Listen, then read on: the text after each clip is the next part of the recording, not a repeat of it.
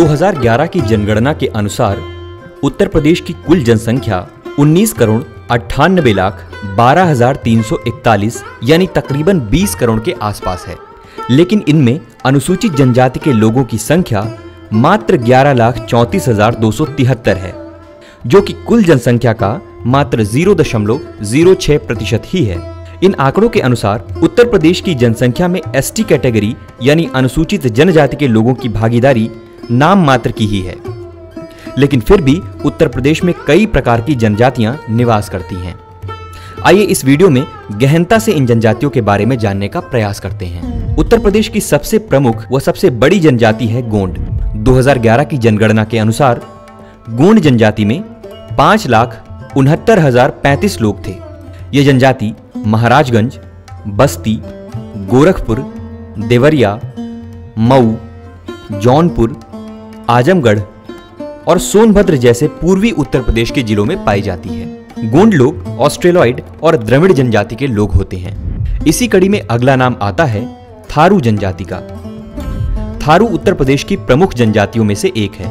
इस जनजाति के लोग उत्तर प्रदेश के तराई क्षेत्र जैसे गोरखपुर, महाराजगंज, लखीमपुर, श्रावस्ती, बहराइच आदि जिलों में निवास करते हैं। उत्तर प्रदेश के अलावा ये लोग उत्तराखंड और बिहार के कुछ जिलों में भी पाए जाते हैं। थारू लोग मूलतः किरात जनजाति के वंशज माने गए हैं। ये लोग कद में छोटे, पीले वर्ण के और चौड़े मुखमंडल वाले होते हैं। थारू जनजाति के लोगों का प्रमुख भोजन मछली और चावल होता है। भोजन के अलग अलग समय को अलग नामों से पुकारा जाता है, जैसे सुबह के नाश्ते को कलेवा, दोपहर के भोजन को मिजनी और शाम के भोजन को बेरी कहा जाता है। थारू जनजाति में मदिरा का सेवन भी बहुत किया जाता है और ये लोग चावल से निर्मित एक विशेष प्रकार की मदिरा का सेवन करते हैं, जिसे जाड़ कहा जाता है। इस जनजाति के लोग संयुक्त परिवार में रहते हैं और इस जनजाति में बदला विवाह का चलन होता है। बदला विवाह में बहनों के आदान प्रदान से विवाह संपन्न होते हैं। हालांकि यह प्रथा अब तेजी से समाप्त हो रही है। थारू लोगों में विधवा विवाह की भी पद्धति है। विवाह के समय विधवा का पिता जो भोज देता है उसे लठभरवा कहा जाता है।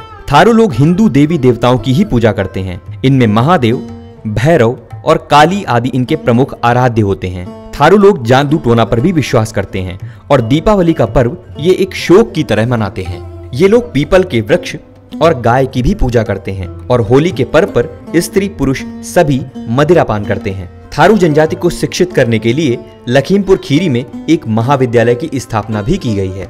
हम उत्तर प्रदेश की एक और जनजाति बुक्सा या भुक्सा के बारे में जानेंगे। बुक्सा जनजाति उत्तर प्रदेश के बिजनौर जिले में निवास करती है। ये जनजाति जिन क्षेत्रों में पाई जाती है उन्हें बुक्सार कहते हैं।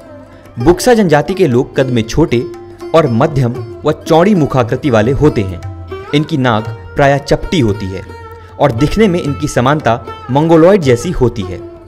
बुक्सा जनजाति के लोग क्रय विवाह पद्धति को अपनाते हैं, यानी वधू प्राप्त करने के लिए वधू का मूल्य देना होता है, जो वर पक्ष देता है, और इस राशि को माल गति कहा जाता है। इस जनजाति में विवाह एक अनुबंध होता है।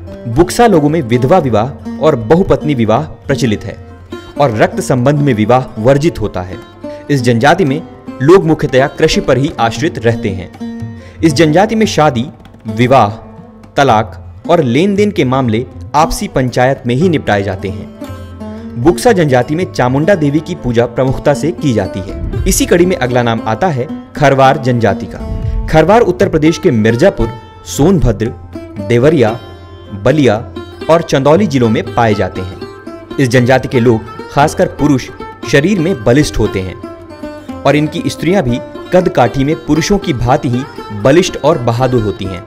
खरवार जनजाति के लोगों की वाणी में कर्कशता होती है। यह जनजाति कर्मा नाम का एक परंपरागत नृत्य करती है। वनसंती, दूल्हा देव, घमसान, गुराई आदि इनके प्रमुख देवता होते हैं। इनके अतिरिक्त यह जनजाति नाग और बिच्छुओं आदि की भी पूजा करती है। ये लोग उत्सवों के अवसर पर मदिरा पान भी करते हैं। महिगीर जनजाति उत्तर प्रदेश के बिजनौर जिले में पाई जाती है। इसके अलावा सहारनपुर, जलालाबाद, मनेरा, धारानगर आदि क्षेत्रों में भी इस जनजाति के लोगों का निवास होता है। ये जनजाति समय के कालखंड में बहुत पुरानी जनजातियों में से एक है और इसका वर्णन महाभारत में भी देखने को मिलता है। पहले महिगीर जनजाति के लोग पूर्वजों पर आश्रित धर्म एनिमिज्म आदि को मानते थे, पर बाद में ये इस्लाम धर्म के अनुयायी हो गए। इस जनजाति के लोगों का प्रमुख व्यवसाय मछली पकड़ना होता है। हालांकि ये अपने आप को मछुआरा कहना पसंद नहीं करते हैं। महिगीर समुदाय के लोग विवाह अपने ही समुदाय में करते हैं और परिवार के सभी सदस्य एक ही जगह पर बैठकर भोजन करते हैं, जिसे चौका कहा जाता है। ये लोग शराब की जगह स्प्रिट का प्रयोग करते हैं, जो इनमें अल्पकाल में मृत्यु हो जाने का सबसे बड़ा कारण बनती है। इस जनजाति में पंचायतों का प्रचलन है, यानी आपसी विवाद अथवा विवाह और तलाक से संबंधित मुद्दे पंचायतों की मदद से सुलझाए जाते हैं। इसमें बादशाह और वजीर जैसे महत्वपूर्ण पद निर्णायक भूमिका अदा करते हैं और ये पद भी वंशानुगत होते हैं, ना कि चुने हुए। हालांकि इस जनजाति के समक्ष रोजगार पेशा अब एक बड़ी समस्या बन चुका है, क्योंकि ये लोग परंपरागत रूप से मछुआरे थे, लेकिन तालाबों में संख्या में निरंतर कमी और अतिक्रमण के कारण इनका पेशा अब समाप्त होने की कगार पर है।